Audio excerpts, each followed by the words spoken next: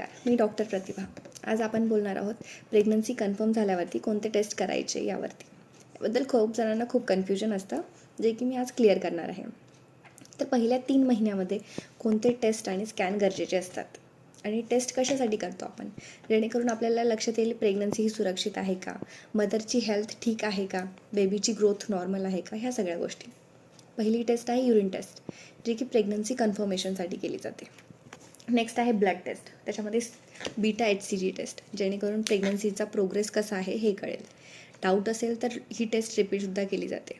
Early pregnancy scan, जे की 6 ते 8 आठवड्यांमध्ये केला जाते, ज्यामध्ये काय पाहतात, प्रेग्नन्सी ही इंट्रायुट्राईन आहे का, की एक्टॉपिक आहे, हार्टबीट्स आहेत का, सिंगल टर्म प्रेग्नन्सी आहे की ट्विन्स प्रेग्नन्सी आहे, आणि हे खूप इम्पॉर्टंट स्कॅन आहे.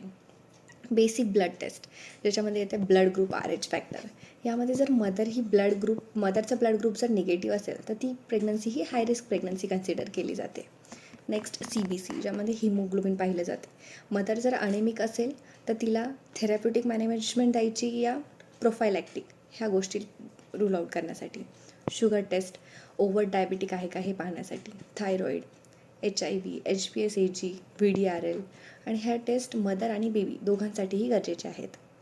नंतर एक स्कॅन आहे जो की NT scan plus dual marker असा आहे, जो 11 ते 14 आठवड्यांमध्ये केला जातो, ज्यामध्ये आपण क्रोमोसोमल प्रॉब्लेम स्क्रीन करतो. डायग्नोसिस नाही, स्क्रीनिंगसाठी. तर ह्या स्कॅनमुळे बेबीला कोणताही नुकसान होत नाही, उलटा स्कॅन टाळला तर नक्की धोकादायक ठरू शकतं. हा व्हिडिओ एज्युकेशनल पर्पजसाठी आहे. टेस्टबद्दल शंका असतील तर नक्की तुमच्या डॉक्टरांशी संपर्क साधा.